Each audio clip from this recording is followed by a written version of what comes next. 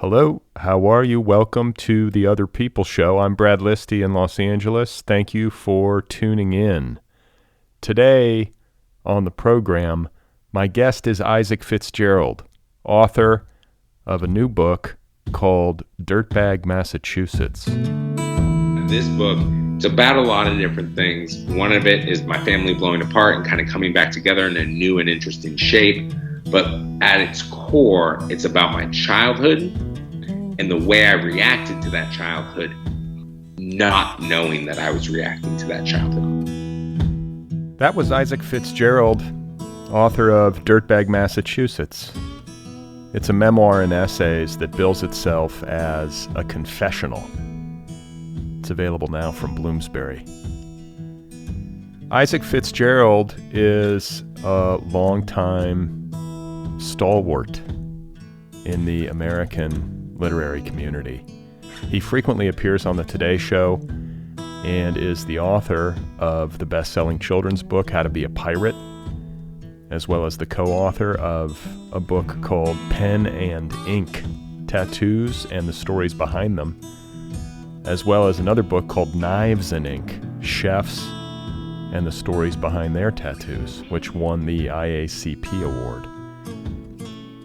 His writing has appeared all over the place, including in the New York Times, The Guardian, the Best American Non-Required Reading, the Boston Globe, and elsewhere. My conversation with Isaac Fitzgerald is coming up in just a bit.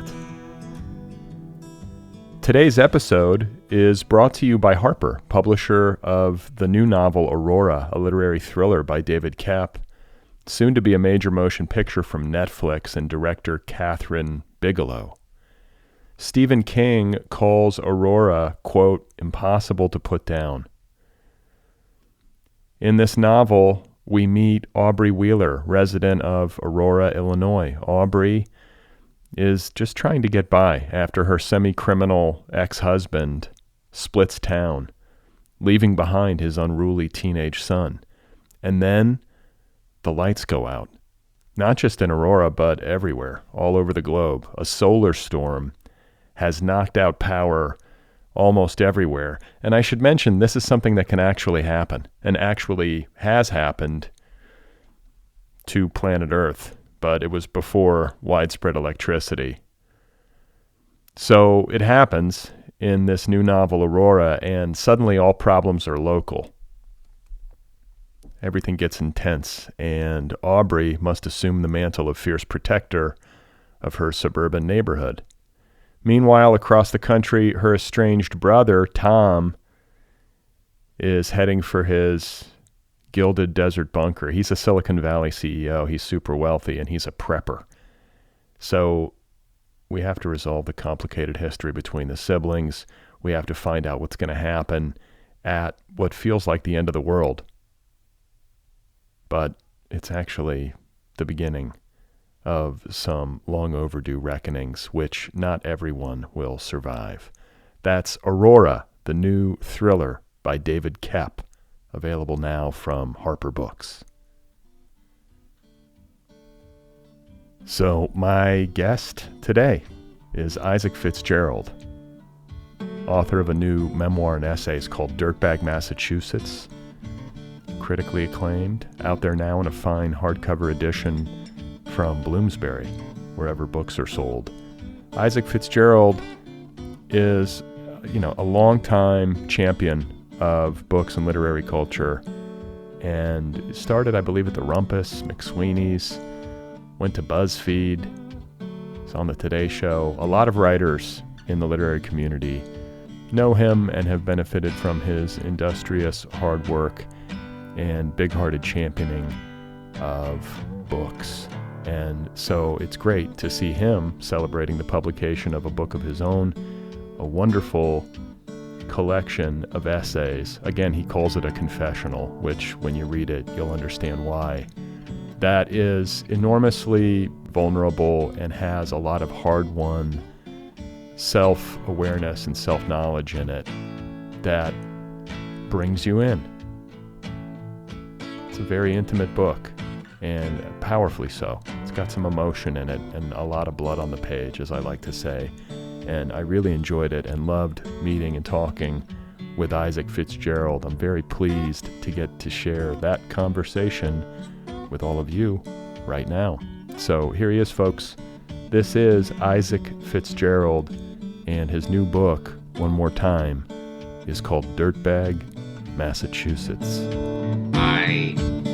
Especially in my 20s, if you and I were at a party together, Brad, and maybe we got to talking, and maybe it was one of those parties where the night was going a little long and we were getting to know each other better, and you were maybe dipping into your background, sharing some of your past history with me, and maybe I was dipping into my background and sharing some of my past history with you. You know, I would say a lot of the things that are in the book, and then people would ask what I do, and I had ambitions at the time. I wanted to be a writer, and often people would be like, "Well, it seems like you could write a memoir." And always I would react by saying, "No, no, no, no, no, no, no." And it's really funny to think about that now, because I think what it comes from was, so often we deny ourselves the things that we actually want to do.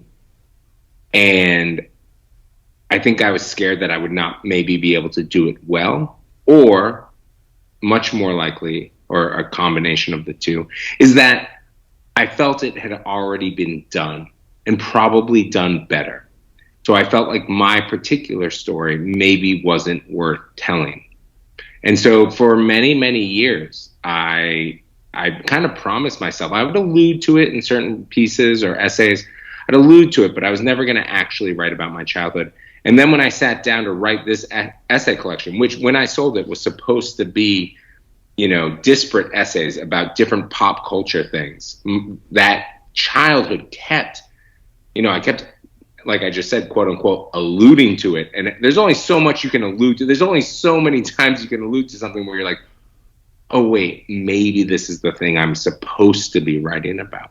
And I think, thankfully, I'd grown a little older, because this book, if I had written it at 25, would be much different than the book that I wrote, that I started basically at 35, and I'm 39 now. And so it was something that I realized through writing this collection. It was something I realized I couldn't turn away from. Yeah. It's like the book you have to write. It's kind of non-negotiable. It's gonna get you. Yeah. That's the thing. That's exactly what it felt like. I'd be like writing about something else, and then all of a sudden I'd be like, well, the reason for this is, and it's just like, oh, it's there. You're gonna have to write about it. Right. And a question, and I felt like the last essay in the collection was so powerful, and I was kind of cheering when I read it. It's the one called My Story. And it really brings the entire collection into focus, or it did that for me. And it has a real emotional payoff. You go there at the end of this book. And I think for the reader, or at least for me, I needed the book to go there. I was hoping it would go there. And then it did. And I know, just based on personal experience writing, that writing something like this is not easy. In particular, this essay, where you get into the really tough stuff. And I have a couple of questions for you. One of which is, did you write this essay last, sequentially? And the second question is, because you reference it at several turns in the book, you reference the fact that you have been seeing a therapist and that therapy has been helping you. I wonder, with the benefit of hindsight, how much you believe therapy helped you write the book, because it is a very psychologically astute book. It's that you can tell that the author has done a lot of self-investigation and has confronted some deep suffering and is working through shit. So those are the two questions. Did you write My Story last, and how do you make sense of therapy and its effect on you creatively? Yeah, 100%. And those are brilliant questions, because one, Brad, you nailed it. 100%. The last essay was the last essay that I wrote. And then while I was editing, and, lots of moving pieces when I was editing this whole collection, lots of things going in, coming out. But I would argue that was also probably the last essay that I closed edits on as well. And what's interesting about it is I had the rest of the collection done. And then it was the first essay and the last essay. I knew I wanted to bookend it. And I basically wrote it as one long essay. And then I didn't know how to break it up. And that's when I realized, so the first essay is called Family Stories. And that's when I realized I was like, okay, most of the things that were told to me can go in that. And then the last essay being called My Story, it's like, okay, here is my telling of what happened. And it was extremely difficult. I'm not going to pretend like there's anything that was easy about writing either of those essays, but especially the last one, because that's the other thing I figured out, as you mentioned, like in essays throughout the collection, again, I kind of like touch on my childhood. I will make references to a very loud household. I will make references to a childhood that had a bit of violence, but I will not actually describe it. And I knew, and this is something I've just gotten from reading so many other books, I knew that if I wanted this to go there, to use your phrasing, if I really wanted this to be a book that goes there, and I knew I wanted it to be that type of book, I was going to have to describe those things at some point. And so for me, I realized it could be that moment at the end. You could really build the whole, almost as if you were slowly amping up the tension, because I think almost as a reader, and I've heard this from other folks, like they're wondering by that close to the end, they're almost like, oh, he's not going to tell it. It's just going to be a reference, but he's never actually going to get into it. And then I want to, almost, I mean, it's a very dark reward, so it's a weird word to use, but it's almost like I want to reward the reader who reads the whole collection, who gets to that end, to actually know what happened. So it was the last thing I finished, and it was 100% everything you're thinking about. Why was it? Well, because it's not an easy thing to look at. It's not an easy thing to write about. It's not an easy thing that I want to sit there and think about and spend time remembering. And that is where the therapy kicks in. That's where, your second question truly comes to light, which is I started therapy over 3 years ago now. Many people told me that I needed it a lot earlier than that, and I wish I had listened to them. So if you're younger and you're listening to this, let me tell you, go for it. But I'm really happy that I came to it when I did, and it did coincide with the writing of this book. And I gleaned so much from the work, and she's mentioned in the acknowledgement, so I'll say her name, Dr. Jenny Kaufman. She's incredible, and I gleaned so much from our work together. I gleaned so much from the time that I've spent with her, and so much of her work and her thoughts are in this book. And the ending definitely has that as well, but really an overall theme of the book, which is she was probably one of the first people. I would tell these stories out loud to her, and she was probably one of the first people to say to me, Isaac, home and church are two places that a lot of people think of as safe spaces. A biker bar out in San Francisco, the work that you were doing in the porn industry at the Armory, that's not exactly where, a normal thought of, oh, what a wonderful safe space would be. And she was like, but you were finding home in these other types of places. You were finding community in these other types of places, and that's worth exploring. So the work that I did in therapy isn't just helpful to the book, isn't just informative to the stories that I tell in Dirtbag, Massachusetts. Dirtbag, Massachusetts exists because of the work I did in therapy. This book would be completely different without it. Yeah, I mean, I don't think it's hard to imagine there could be the kind of emotional payoff that you get at the end of the book in the absence of having done that kind of investigation and difficult emotional work. Yeah, and that's what I mean when I say if I'd written the book at 25, which there was a 25-year-old me, again, was trying to say I'm never going to write about my childhood. But if I had done it in that moment, it would have been so angry, and there would have been almost no self-reflection, I really believe. And so, don't get me wrong, there's sometimes I'm interested, like, that doesn't mean that it wouldn't be a weird, interesting piece of art, but and sometimes there's a part of me that wishes I could look at it, but I'm really happy that I'm where I'm at now when I decide to write it. So you mentioned earlier that part of your reluctance to write about your childhood was this sense that it had all been done before and said before, which I think you could almost say about any book, right, or any story that one might tell. And I think there is in literary culture some public resistance or denigration of personal narrative, whether it comes in the form of memoir or personal essay or autofiction, that it's somehow tired or less than or overdone or any number of criticisms that people might levy. And yet here you are with this collection of personal essays that functions like a memoir and I think bills itself on the cover as a confessional, which I like.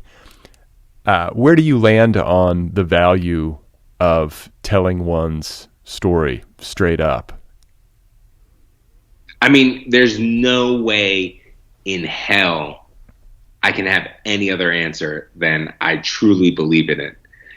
Because if I do have any other answer, then, ooh, girl, I've been wasting a lot of years. I've just always loved nonfiction. I mean, and don't get me wrong, I've loved reading from a very early age. It's a gift that my parents, who very complicated relationship, but they really did give me the gift of reading. So I've loved books of all different types. And, one of my earliest, very fundamental reading memories is I was living in this small town and this man named Arthur Perkins, who was an ex-reverend, gave me a box of Stephen King novels. And truly Arthur had one leg was shorter than the other. So one of his sneakers had a giant, enormous rubber sole on it. What I'm trying to say is he seemed like he was out of a Stephen King novel. We weren't in Maine, we were in Massachusetts, but close enough. And I just remember ripping through this fiction and absolutely loving it. So of course, like anyone, I have such a love in my heart for fiction.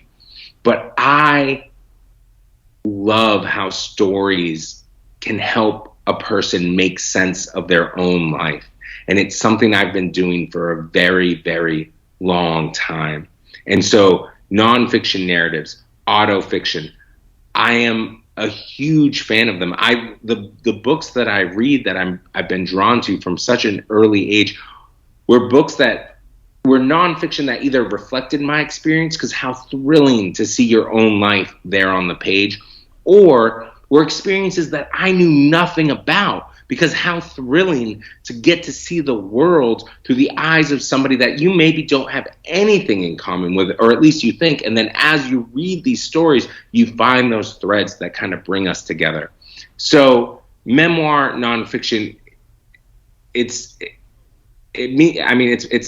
my favorite thing. And now that's the grandiose artistic answer. The other answer is, I've got a very vivid imagination. I loved playing make-believe as a kid. Don't get me wrong. I'm not trying to knock myself on that front, but the idea of writing a novel, of writing fiction, for me seems almost like a different art form, even though it is all still writing. Whereas for me, for so long, be it through journaling or personal essays, what I've been writing are my own experiences. That's how I know how to make sense of the world. So I love nonfiction, but it's also maybe one of the only forms of writing that I feel like I've really figured out. So that's important to me too. It's interesting to talk about this because in general, for many, many years, I've been a champion of thinking less about genre. And don't get me wrong, I understand if you run an independent bookstore, you need to be able to put things in different sections. I get it. There's a part of labeling that's important. But I've always been trying to break, literary, science fiction, romance. For me, it's just come on, what's a good story? That's been something that's been very important to me for a very long time. But there's something to be said for an understanding about the bravery that can come from somebody who is fully willing to tell their entire truth, and how long and how hard they might have taken to get there. And I think that for me is why, again, I love all different genres. I read all different genres, and I'm for breaking down genres. but it feels like the world's actually there now. I feel like 10 years ago, that was like a big talk. Now we're kind of all there, right?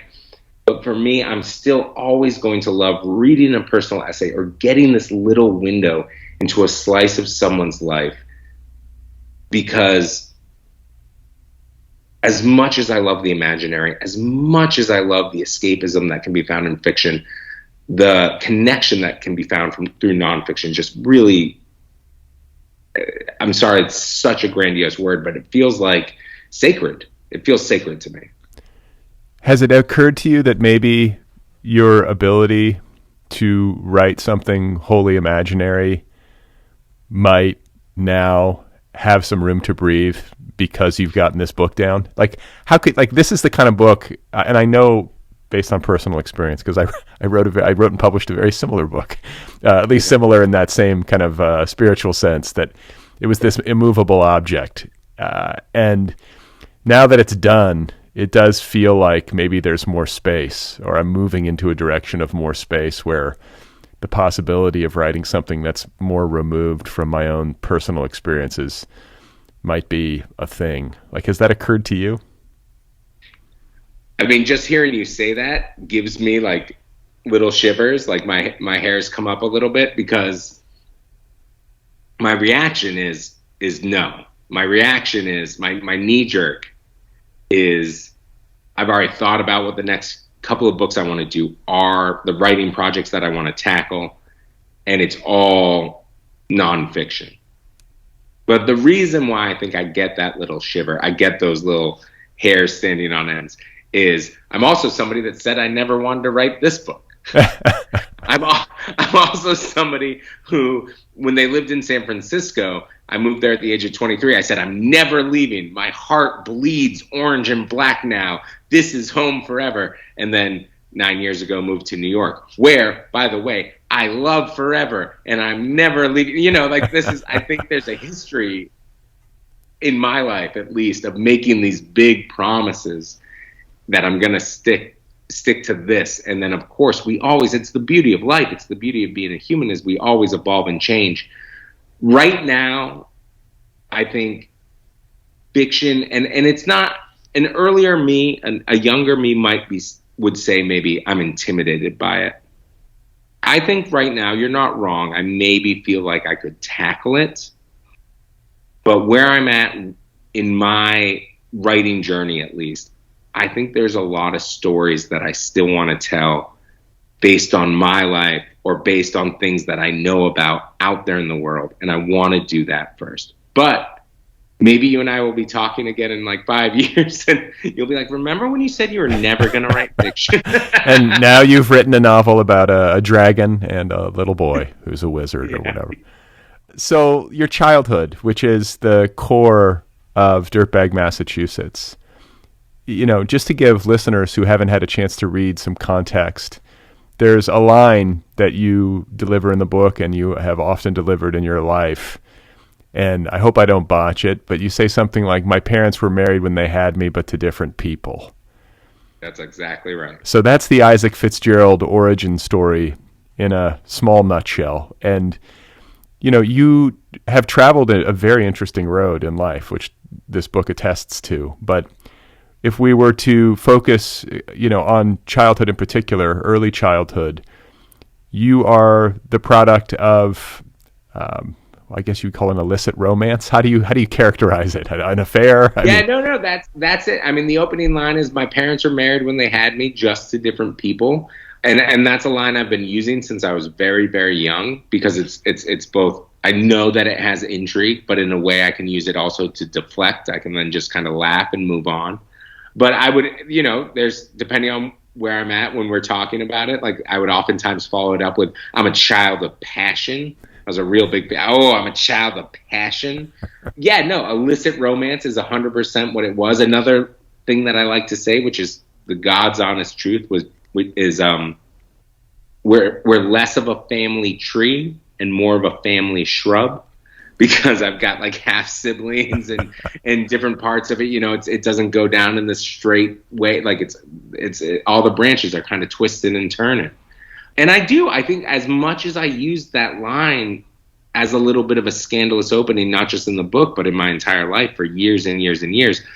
I think the child of passion part of it actually does. I think I had a little bit of pride around that, which is, here were two people who couldn't help themselves.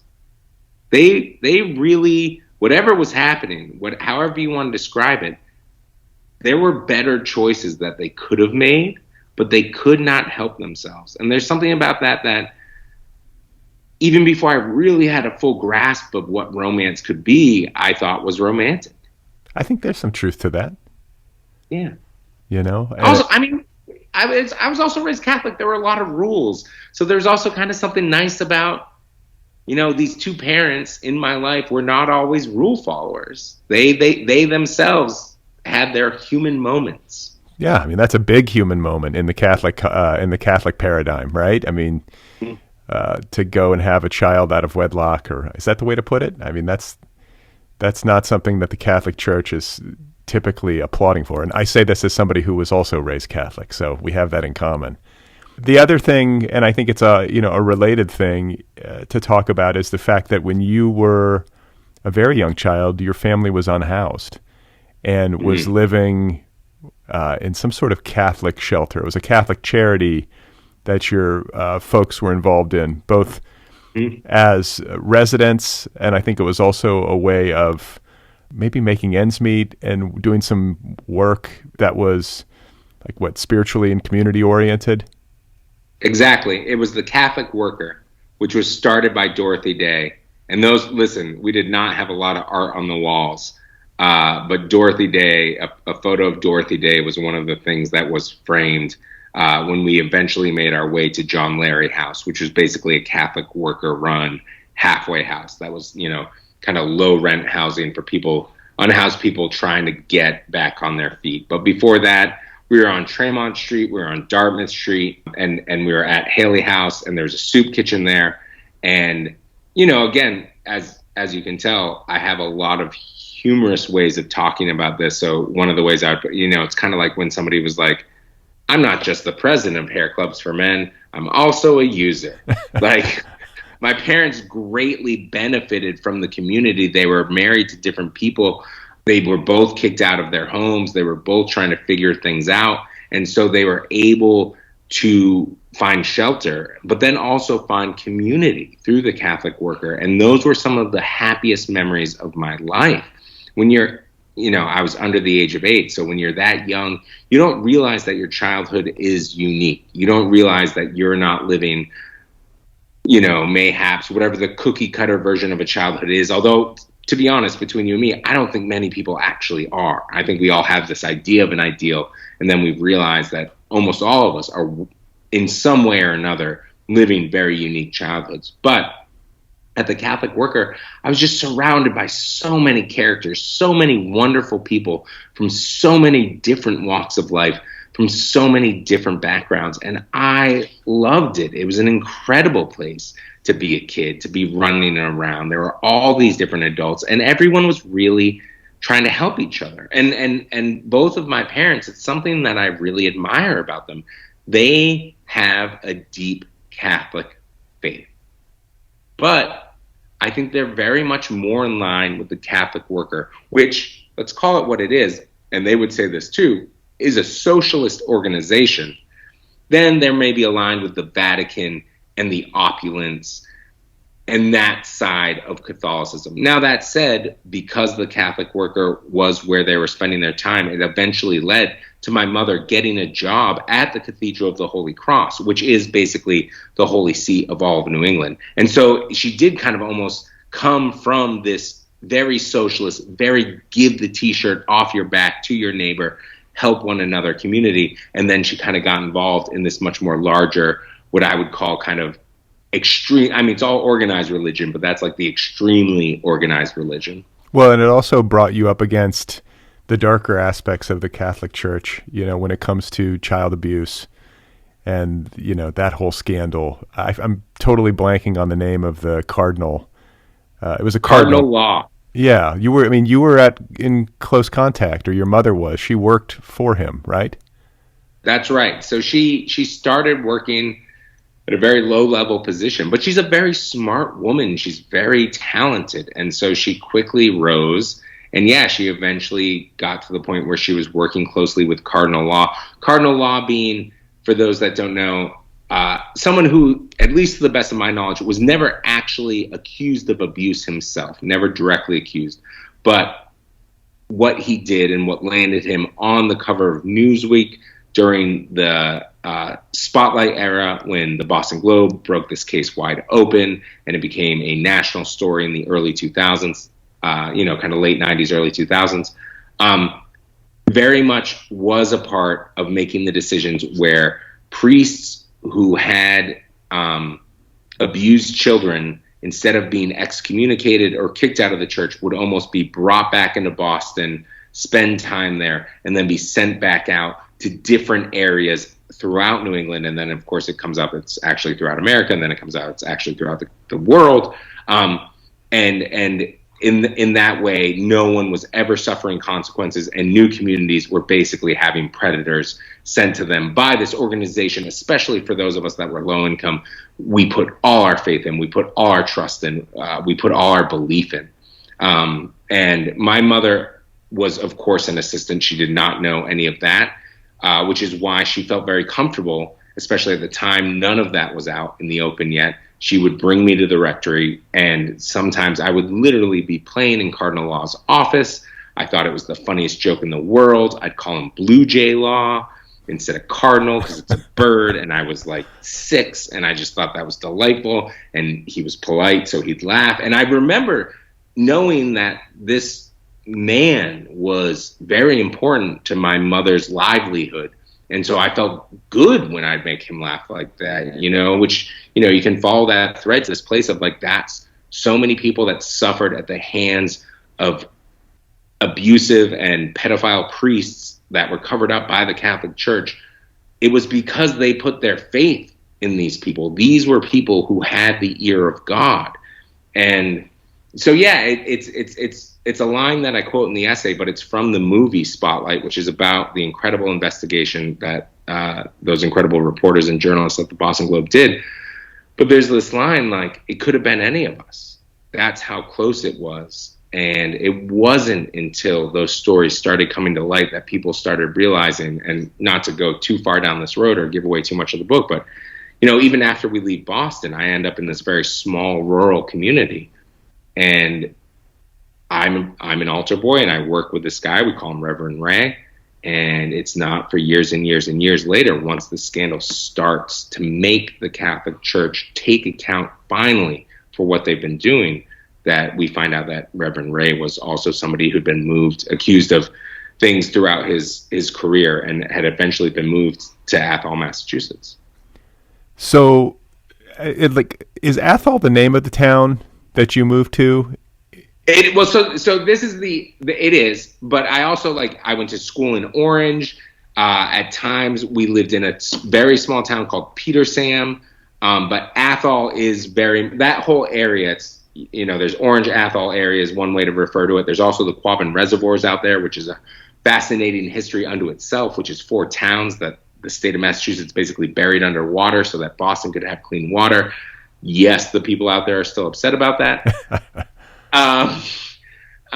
But Athol is the dirtbag Massachusetts. I mean, they all encompass that spirit, but Athol is the town that I lived in for the majority of the time. And everyone else in the state would either call it rat hole or asshole, of course, asshole Massachusetts. And you can't call a book asshole Massachusetts, it turns out. So it's a tough sell. It's a tough sell, but dirtbag works. Yeah. Shout out for the record to Jason Diamond, who is the author who gave me that name. I want to be very clear. It's a great title, and I did not come up with it. I made that joke I just made to you. Can't call a book asshole Massachusetts. And he said, why not dirtbag Massachusetts? And I was like, boom, there it is. Jason Diamond, past guest on this program. Yeah, good man. So I am a person who has lived in a big city for a long time, and I often have conversations with my wife and with friends and with people on this show about the question of whether or not to get out of the city and take my family someplace, quote unquote, saner. someplace prettier, closer to nature, all that kind of stuff. I think it's a common line of thinking. And your book has come as close to anything that I can think of disabusing me of this notion, or at least making me think twice about a move to the country, because a move to the country for you in your childhood is pretty catastrophic. I mean, it is a true pivot point in your life, as you characterize it in the pages of your book. That's exactly right. Everything in Boston, even though, and I'm sure for my parents especially, it was financially difficult. It was very hard for a plethora of different reasons. I got mugged at a very young age. There's also, I understand that's a thing. And when I talk about this, I always want to give so much love to my parents, because I really think, they were having their own issues, and it was just me and my mother that moved at first. So it was, my parents were separated. So I understand there's a lot of complicated stuff going on there for sure. But don't get me wrong, I really do believe they were making that choice in my best interest. I really believe that. I believe that was a decision that was made out of love.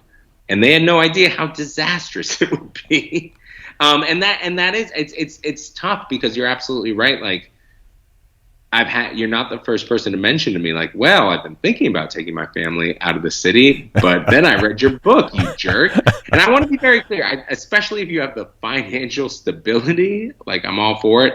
What I would say is don't, especially if you have a bad relationship with your parents and they maybe judge your new partner and this, bastard out of wedlock child that you've had, don't move next door to your parents. That's a key part of this story, which is my mom had nowhere to go. They had an extra place on the farmhouse. And so there was a little smaller gray house on their farmland.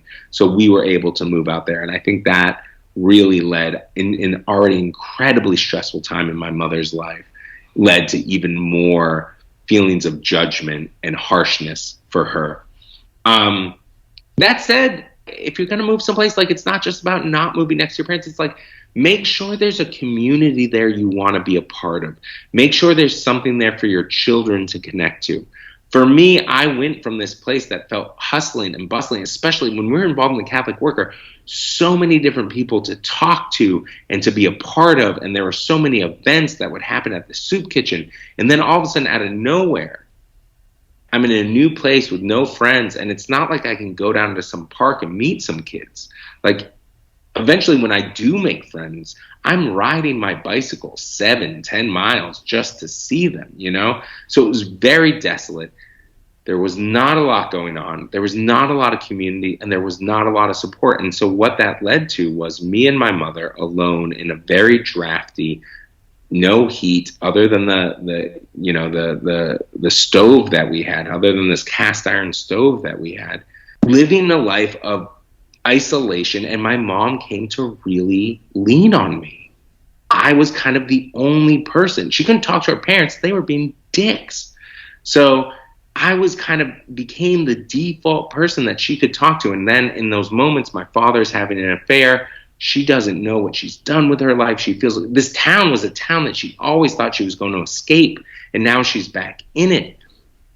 Of course she's turning on a shoulder. It's just, in that moment, through the mental issues that she was having, she didn't realize she was turning to an 8-year-old. And that's when things became incredibly complicated. Yeah. I mean, you touch upon it several times, in the essays leading up to the final essay about it being a loud house, there being a lot of darkness, there being a lot of sadness. It was mostly, well, I guess it was both of your parents' sadness and suffering, but in particular, it was, I think, your mother's sadness and depression that affected you. And that put you into a situation as a child that is sort of chronologically out of whack, where you become her sounding board at the age of 8 or 9 or 10 or whatever, where she's telling you things she should not be telling a child and asking you for help in so many words. I don't know how explicit she was about it. And it's help that no child could possibly be prepared to give. Yeah, that's absolutely right. And it wasn't just psychological. Like, I was also cooking a lot of the meals and just like getting her out of bed for work Just like there was just a lot, it became a role reversal, a real role reversal, where I felt like I was having to raise my parent. And it was a very difficult situation to be in. But also, again, I didn't know what else to do other than just keep going. Just like, well, I do know we have to afford things. I know that her job is important to that. So it's important that I get her out the door so that she can go to her job, because I know that will help us if money's coming in. So it became, and it went on. Again, this is the difference between a child and an adult as well. I think for her, it felt like a rough few years. And in the span of a whole lifetime, you know, I'm now 39 myself, who hasn't had a rough few years. But when you're 8, 9, 10, and it's been going on for 2, 3 years, that's a good hunk of my life. So it felt so massive to me. And it felt like it was everything. I didn't know if it was ever going to change. It's scary for a child. Yeah. But you also don't know what else to do except to just kind of try and make the best out of it. And that's been an interesting, not to jump ahead, apologies, but like that's been an interesting thing between me and my mother, because she's read the book. And it's, you know, as I won't give too much away, but the whole point of the book is I don't want to end it in some perfect bow. That was another, you know, I did come up in the 90s and 2000s reading these memoirs that I deeply appreciate and deeply affected me. And of course they didn't all do this, but every once in a while you'd find one that just was like, and now I've quit drinking, or like, and now life is great. Like I figured it out. And no, the thing about life is it keeps going. So, you know, I didn't want to end this one in a perfect, pretty package, but I did want it to start some conversations. And so I got very lucky in that my mom read it, and those conversations now, completely outside of the book, not written about, are happening. And I only bring that up right now because one of the things she said to me was, I had no idea you were carrying this. And that was, I mean, don't get me wrong. She said, I'm sorry first, which meant a lot, of course. But that was almost the next line in the letter that she wrote me. And it rung so true to me because she didn't. She, very quickly, you know, as we moved past these things, or even while it was happening, I was the one. I was like, all right, here it is. Here's the meal. It's on the table. Get out the door. You got to go to work. You know, and then I think quickly we moved past it, and I would never bring it up. And I think she truly, in her mind, it became, okay, that was a tough part of life, but we've moved past it. And look, Isaac's very smiley. He seems like things are going okay. And that line, I never knew you were carrying this. It meant so much to me to start that conversation. Well, it brings to mind something about your character that is often noted and which you yourself comment on in the book, which has to do with your tendency to be very polite and accommodating. And I think also to be skilled at assimilation, which is probably born of your childhood experiences, you know, in the Catholic worker, being surrounded by so many different kinds of people, and to be involved in that kind of community, I think would probably be educational to somebody in the sense of making you polite and accommodating. But then there's the stuff that we just talked about with respect to role reversal and taking care of a parent and trying to be attuned to a parent's moods, especially when that parent is experiencing difficulties with respect to mental health. And then a part of your childhood that we haven't gotten to yet was, which was also pivotal, was you going off to boarding school on a scholarship and being, you know, kind of, what is it, a fish out of water, you know, where you... You leave the kind of blue-collar working class, you know, Massachusetts country town and go to an environment that is largely populated by children of privilege, not all, but most, and having to find your way there. And I just want to hear you talk about that, because that's a good skill to have. It can serve a person very well in a lot of different ways, but it can also be something that can prove to be a hindrance or prove to be, I don't know if toxic is the right word, but can make things difficult for you at a certain point. And I'd like to hear you talk about what you've learned about that tendency in yourself. No, 100%. And I really think you nailed it. Like, it's very easy to point to boarding school. So for those that haven't read the book, I get some adults in my life who are not my parents take an interest in my well-being. I think they start to realize that maybe things aren't so hot at home. And at the age of 14, I get a boarding school scholarship and for all intents and purposes, leave my house, which, to be honest, is a very nice moment for my parents as well. It's kind of when they start turning their ship around as well, although it took many years, and it took many years for me as well. But I get to boarding school, and like you're saying, that is 100% where I start to learn a bit of code switching, which is I show up to boarding school, I have a thick Boston accent. Freshman year, I feel ignorant with it. So I'd sit in my dorm room and practice all my R's. And I still say I dear. I still put R's in the wrong places. But I learned how to say car and use R's properly. Anyways, there's a whole other story where the next year Good Will Hunting comes out and everyone at boarding school starts faking a Boston accent. It's horrible for me. I couldn't believe it. All of a sudden, people thought the Boston accent was sexy. And they still, it's like always vote. Still to this day, it's like, oh, one of the number one sexiest accents in America. And it grinds my gears because I lost. I purposefully lost it. Also, I don't know. Give me a Southern accent any day. But maybe that's just my personal preference. But so I learned that at boarding school, kind of how to act. You know, and it was a big learning curve, but how to act in different situations, and especially around. I'd never been out of the state for the most part. I definitely hadn't been on a plane.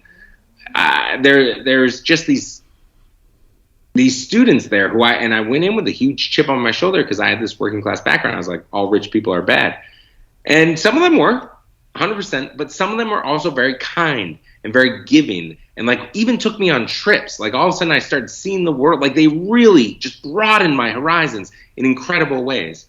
And then I would go back to my hometown where there are people that I love, and many of my best friends from that time are still people I'm in touch with and still deeply love, but not all of them. All of a sudden I realized, hang on, some of these folks are a little bit more closed-minded. They have I'm starting to learn new things about the world, and I don't know if I agree with, what my buddy Mike is saying all the time.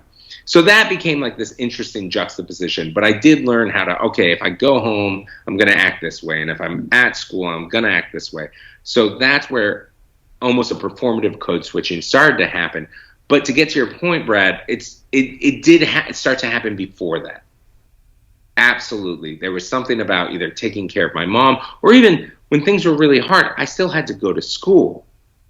And I knew I didn't run and tell a teacher anything that was happening. I didn't try to talk to a social worker because I knew from the area that I was living in, that's how families get broken up. Like things can go very, very south with that kind of stuff. So there was always a bit of, sorry, now we're in a therapy session. I apologize. But I'm just now thinking about this, but it's 100% no, it goes back further, right? Catholicism, New England, or even just society in general, right? You have this outward facing self. You put on your best, okay, I'm going to go to town, or I'm going to, go to church, and you want to present a certain way. People do this. And so I think that was really, really learned. And something that I figured out very early on is that if I was polite, if I was kind, I would almost always get that reflected back at me. Not always, but for the most part, a good way to kind of not stick out was to be polite, to be kind, and often complimentary to the person that you're interacting with. It became a way not for me to stand out, but for me to blend in. And that was so important to me. But as you mentioned, and as I'm working on in therapy, you get to a certain point in your life where you all of a sudden realize that has led to you putting other people up on pedestals. That has led to you trying to make yourself small in every social setting. And I don't like, I'm, don't get me wrong. I'm somebody who has done a lot of creative work. I've been on stages, I've been on television, but there's still this like, I'm always going to be the person, no shade here, Brad, but I'm always going to be the person asking the questions, never the person answering the questions. And and truly that's something that I'm still getting used to right now as I start to promote this book. I would be much more comfortable interviewing you about your life and your experiences than I am talking about my own, even though I went out and wrote a book about it, which is a whole other conversation as well. But for me, I learned that being polite, being kind, being, let's call it what it is, a little subservient, was a way for me to move easily throughout the world. Now, as I'm getting older, I'm starting to recognize the ways that that does not serve me. And I need to figure out how to put myself first, just a little bit. How to, and this sounds like the most easy, normal thing in the world, but I think a lot of people can relate to this. How to actually just ask myself, hey, how do you feel about this? It's so easy for me to go into what I would call like autopilot and just get through a situation. I don't actually take the time to look into myself and say, hey, is this an enjoyable experience for you? Do you want to be here? Is this okay? And so it's still something I struggle with massively, to the point where my last therapy session was truly Dr. Jenny Kaufman being like, okay, so it seems like people are going to want to talk to you about this book, and there will be other people reading it and interpreting it, and we need to work on you not just like deflecting and in a way shying away from that, and instead being present, because that's actually like, what good would I be to you right now if I showed up not ready to talk? If I tried to flip this interview, it'd be a pain in the ass. Right. So I'm really working on being okay with it, filling the space that I'm in, and seeing what comes of that. And it's still experimental, and as you can tell, as I ramble, I'm still working on it. Well, I think there's another aspect of this, like polite, accommodating aspect to your character that you sort of learned in childhood, and it has to do with navigating issues related to class, in particular at boarding school. There's a line that sticks out to me where you talk about being grateful, but not too grateful. And like, there's a level of emotional sophistication to being able to do that consistently and to kind of keep your wits about you, that I find admirable and also a little heartbreaking. It's not everybody can do it, is I think the admirable side of it, but the fact that one would have to do it is the heartbreaking side of it. And that's lovely because it is a little heartbreaking, and it is a little, and I appreciate you saying that there's also something to admire in it. It is something that I did constantly. Here's the other, like, I feel like there's 5 sides to this. I'd be fascinated to talk to some of those parents whose kids did take me home for vacation, or did sometimes, like, truly families would just be like, okay, you want your friend Isaac from boarding school to come on this trip with us? We'll pay for his ticket. We'll pay for his hotel. And there's this part of me that I'm sure at the time I was like, I'm acting just perfect. And they probably were like, I'd love to interview them and hear what they're like. Oh no, we knew. Ooh, you were a real mess. That was tough, but we were trying. I would love to hear that. But so there's the sad, there's the admirable, there's that aspect of it. But there's also sometimes you feel like a con artist. And that's what the grateful but not too grateful really does touch on. I knew if I was overly thankful that it would make people uncomfortable. So it really was finding, obviously very poor at setting my own boundaries, but almost trying to find where other people's boundaries were. Okay, well, this person really likes it when I'm grateful, but this person, it actually makes them a little uncomfortable, and figuring and navigating that all out, which kind of makes you this, the word I use to describe myself sometimes is like a learning robot. It's like a Terminator, but not for murder or anything like that. Just like trying to figure out how I can fit in and rock the boat the least amount as possible, which of course dates back to childhood trauma and violence in the home. But it's a skill that served, like that's the hard thing about this, and I'm sure you know this, I know you know this, and so many other people can relate to this as well. We have these lessons and these tools that we learn when we're young that serve us, that help us survive. But at a certain point, we need to recognize when maybe those tools, we've been using them for a lot longer than we have to, and learning how to put them down can be very difficult. There's another passage in the book that I want to paraphrase that really hit home for me, and it's toward the end. It might even be in the last essay, and it has to do with the thing that so many of us do, which is to bury pain or to turn away from it or repress it and to just sort of forge ahead and to eventually get to a place where you have to reckon with it and to come to an understanding that burying it is an unsustainable strategy. That feels like the heart of it for me. It feels like the key realization that would lead you or anyone to write a book like this, a confessional, as you put it. And I think it's such a valuable lesson because it is maybe the reflexive way that almost all humans deal with the tough stuff. Who wouldn't want to bury it, right? I mean, it's totally understandable emotionally. But what I think maybe gets lost or what isn't necessarily understood at a level of depth is what the cost is of doing that to a human life.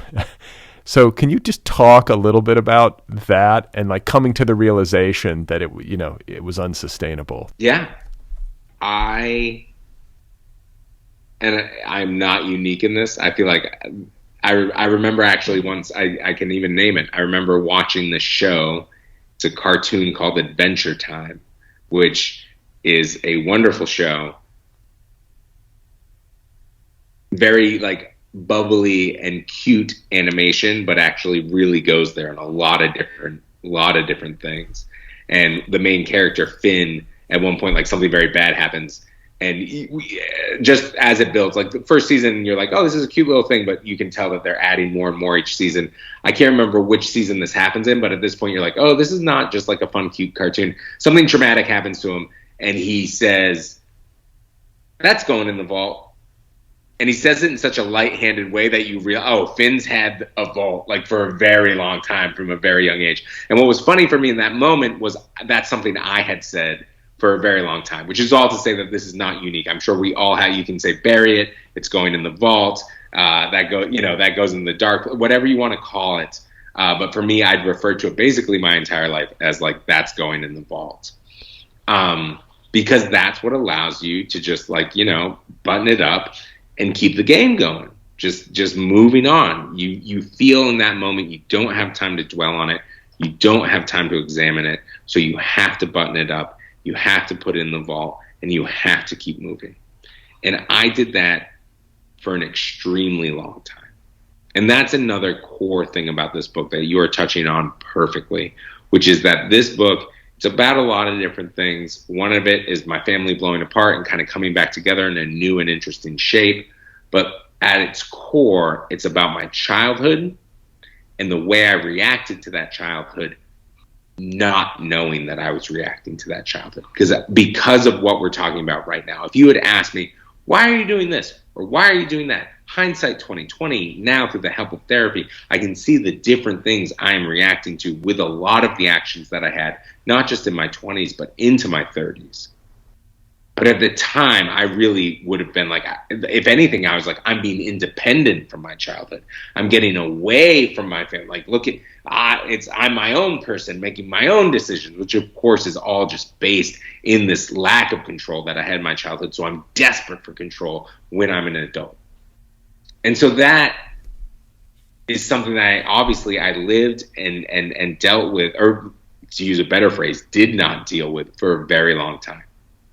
And this is a story I don't think I've ever told publicly on a podcast or something like that. But there is, I'm going to say, shout out to Saeed Jones, wonderful writer, wonderful poet, also one of my best friends, my best friend. And we worked together on top of all that. We have a beautiful, wonderful relationship, and we thought it'd be a good idea to work together a bunch. And we did a show, and we don't need to go into too many details, but just know that we were basically attached to the hip, doing a lot of stressful stuff. And at one point, I viewed myself as the light person. I viewed myself as the anything goes, I'm fine with it. I can roll, no problem. That was a key part of how I viewed myself. Again, this almost subservient nature. And at one point, probably a year and a half into doing this show together, I snapped. It was nothing big. Truly, it was I didn't flip a tape. Truly, I just showed my teeth a little bit when we were in a meeting, and we all just moved on. But Saeed, he and I, we left and we walked the hall together, and he was just like, "Hey, I don't know what that was. It's not my job to know what that was, but I am seeing a therapist, and if right now you're interested, I could get some recommendations." And that was a huge moment for me, because something that's so clear once you start doing therapy, but you don't recognize it all before you start doing it, is that you think you're in control of all of this stuff. But what happens is it will come out in the weirdest, wildest ways. And in that moment, in a meeting, we weren't talking about anything hard, but it just this little bubble of rage just kind of pops up out of nowhere. And it's not rage at Saeed. It's not rage at what's going on. It's something totally different. And because of that moment, and because of Saeed's recommendation, and to be honest, because I was at the age and the point in my life where I noticed I was starting to recognize, no, wait, I am making the same mistakes over and over and over again. And I love mistakes. That's part of my thing, is I so deeply believe in our ability to learn from mistakes. And I've learned but there were certain ones that I could just tell, wait, time is becoming a flat circle. I am in a rut here. What is happening? And because I was ready for that, because there's definitely another point in my life, not many years before that, if I had been like, you want therapy? I'd be like, fuck you, man, let's go to a bar. But because I was ready for it, I followed through, and I found something that is not over. I don't get a ribbon that's just congrats, you've aced therapy, good for you. No, this is probably going to be a life's work. It's something that I have to be on top of all the time. And that has made all the difference. Just completely, just all the difference. And one of the things that I didn't realize, but early on, I've got 20 stories I could tell here, but one of them is just going to be the first time I went in, Dr. Jenny Kaufman said nothing, and I just word vomited at her for an hour. and let's be honest, the first who knows how long of therapy is you being performative before you actually want to open up and be the vulnerable person you have to be to have it work. But I word vomited there, and at the very end, I was just but anyways, I'm making more money than I've ever made before in my entire life, and that's more than my parents ever made. And anyways, I got a nice house, and I live in a good apartment. Everything's good. I don't even think I need therapy. Literally had basically almost talked myself out of it by the end, and she hadn't said a word the whole time. She just cocked her head to the side, and she just went, "Oh no, you do." And it was just this brilliant moment that brought me into it. But sorry, I just tell that little story to get to this bigger story, which is therapy is a way of putting myself first, which is something I'm so not used to. It's an hour. It's just an hour of every week, but it's an hour of every week where I'm focusing on my issues, my problems. But what that means is that I'm not talking to somebody else. I'm not trying to blend in or do this thing where I can put the focus on somebody else, or I can talk about somebody else's things, or I can help somebody else, or whatever weird things I'm trying to do to navigate the world. Therapy at its basic level means I think I'm worth spending an hour on every week to try and improve. And that alone, it sounds so simple, but somebody that definitely doesn't go to the doctor as much as they should, somebody that definitely doesn't go to the dentist as much as they should, I'm very used to putting myself last. I should be like, I'll get to my own problems after I work through everyone else's problems. Therapy is this way of being like, no, it's okay. You can put you and your own problems, and there are many, first. And in fact, only by working on those are you actually, not in a fake way, not in a performative way, but actually going to be of use and helpful and a good community member to other people. Right. I mean, that's when we get to the cost issue, because I think it's like this inverted logic that so many of us cling to, which is, do I address the tough stuff, or do I stay here in this kind of numbed out place where I've repressed it? Which, when you say it that way, it's like, well, no, you address it. But the numbed out place where you repress it feels safe and it's familiar. And you think it's not going to change. That's the lie you're telling yourself. Oh, things are good, and as long as I can just not rock the boat, it'll be all right. But what and this is what I would say to anyone listening to this. You don't read the book. It would mean the world to me if you did, but life is short. Do whatever you want to do. If you take one thing away from this, and I say it's actually something similar in the book, it's just like, you can't run away from it. Like, start now, whatever it looks like for you, to actually start grappling with these things, because you think you're beating it, but you're not. Like, that's the snake eating its own tail. It can fool you into thinking that you're in control, but you're not. And it's only through actually facing this kind of stuff that you're going to realize it's where you thought you were like really handling it and you were staying, and like, to use your language that you just said, numbed out, is actually a place where you're not growing. And like, the whole awesome thing, the blessing that is life, is that we are all growing and we are all changing. And we're not all always getting better, just for the record. That's bullshit. Like, sometimes we're getting worse, and it's ups and it's downs. But to just be static because that's where you feel safe is where you're really building yourself up. You think you've beaten it or you've run away from it, but it's always going to be there, and it's going to come out in these weird ways that's going to be much more explosive than you can possibly imagine.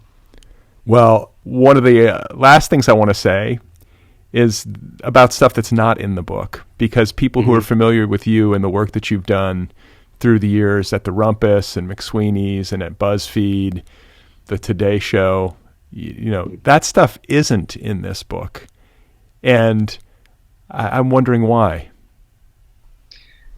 So somebody asked me a similar question the other day, and they're like, and the way they put it, which I thought was very kind, but they were like, you've had a lot of success. And especially given now knowing kind of where you came from in the book, you had a lot of success. Why is that not in the book? Almost in this way of like, hey, you could have woven through almost these happier, especially towards the end, things. And I think for myself, and I will only speak for myself here, but personal essays, or, to bring it back to what we're talking about at the beginning, like nonfiction or autofiction, or how, people writing about their own life. If the takeaway is like, look at how good I am, I find it boring. I find that to be not a thing that I, as a reader, want to consume. So when I was writing this, you come in, it's a hard thing to recognize. I could have tinkered at all these essays and added more and taken more away of like, all right, where do you end it? Where do you want to get your focus? And that's why I realized more and more, it's like, no, this was the story of childhood. I don't need to put everything in this. I don't need to put, this is not I'm not 80. I'm not writing about my accomplishments. It's not the 1800s. And I was like, look at me, the horse baron of Western Pennsylvania. Though you are, as you say, a bastard prince of New England, you are. Yes, a bastard prince of New England, which I will take. But you get what I'm saying. There are those memoirs that are just like, look at all this cool shit I did in my life. And it was important to me that while don't get me wrong, I'm extremely proud. It's probably my favorite thing in the world. The books community, the work that I've done in books, I so believe in books, and books are very much a part of the book in their own way, especially as a gift that my parents, who messed a lot of things up, but they did give me a love of books. They gave me a love of literature. They gave me a love of education. That's in there.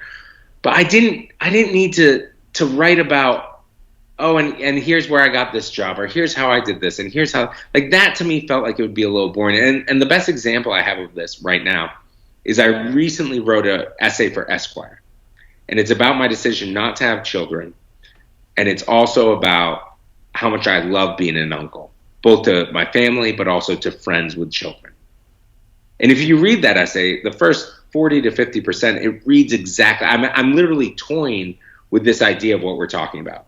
It's like, I love being it's like literally almost like a list of like, I hung out with this kid and I did this and this was so fun. And the whole point is I'm trying to almost make it taste like cotton candy. Like to the reader, which is something I don't enjoy reading myself.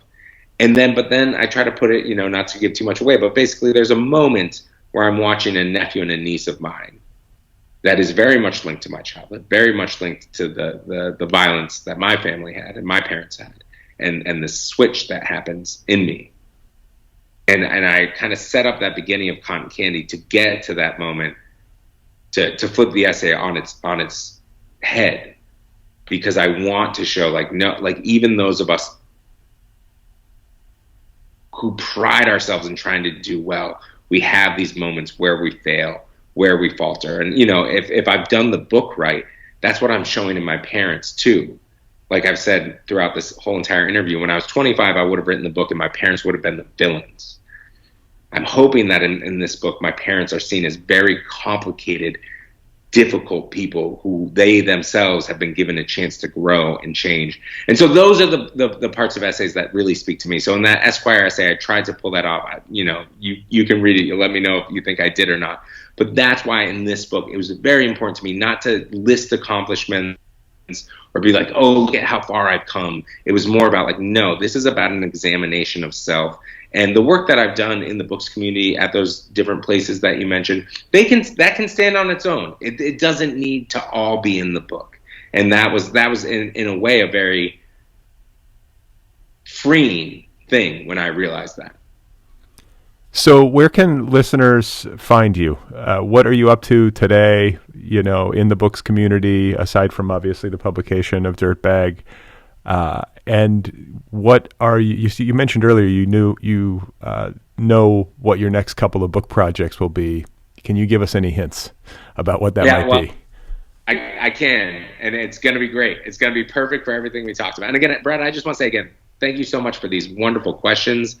Thank you for reading the book and so clearly connecting with it. And this has been and I hope it feels that way on your end too, but for me, this has been such a fulfilling interview. I really appreciate it. But where people can find me right now is I'm on Twitter at Isaac Fitzgerald. I'm on Instagram at Isaac.Fitzgerald. But the thing that I'm doing right now that I love the most is I just call it a little walking blog. It's my little Substack. It's called Walk It Off. I started it during the kind of the late months April of 2021. And it's basically just about walking with either on my own, but usually with other writers or artists and interviewing them while we walk to a place that is meaningful to them. So that's just walkitoff.substack.com. And the next two projects, it dovetails perfectly with everything we've talked about here. One will be about a bar, and one is going to be a walking project. All right. And I think walking and, again, light, responsible drinking is going to be the next couple of things for a while. Excellent. Well, it's been a joy to talk with you. I really appreciate the time. Congratulations on this book. I have been seeing a lot of press for it. It seems like there's a lot of good buzz, and I think it's especially nice to see that happen for somebody who has put so much energy and effort into championing the works of other writers. So kudos to you, and I hope you enjoy it. Thank you so much, Brad. And again, just truly, I know this is probably your 800th and who knows how many episodes, but goddamn, you're good at this, brother. So thank you very much. All right, everybody, there we go. That was Isaac Fitzgerald, and his new book is called Dirtbag, Massachusetts, a confessional. It is a memoir in essays available now from Bloomsbury. You can find Isaac on the internet. His website is isaacfitzgerald.net. Once more, the book is called Dirtbag, Massachusetts. Go get your copy right away.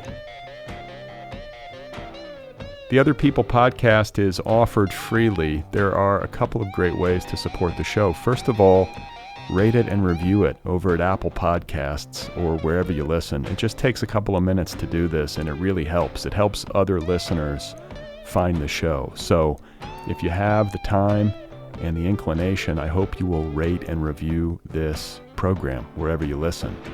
Another great way to support the show is over at patreon.com/otherpplpod. The Other People podcast is offered up freely. The entire archive is made available free of charge. That's almost 800 episodes and counting. So it's a listener-supported show, and you can support this podcast for as little as $1 a month. I've tried to make it as user-friendly and accommodating as possible to different levels of support.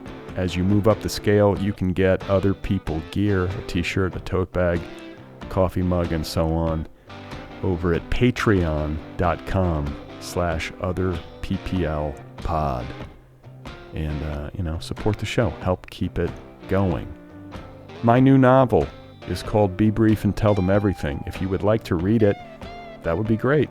It's available now in trade paperback, ebook, and audiobook editions. The audiobook edition is narrated by me, so go get a copy if you are so inclined. Again, it is called Be Brief and Tell Them Everything. The Other People podcast has its own official app. Did you know this? It's a great way to listen. It is free. The Other People with Brad Listi app. Check it out wherever you get your apps.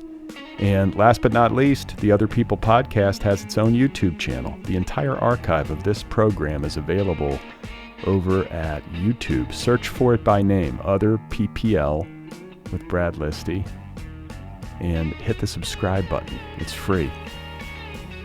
All right? So I believe that's everything. I think I've got it all. I don't know who's on the program next week. I'm still sorting it out. But there will be a show next week, another conversation, rest assured, and I will meet you there.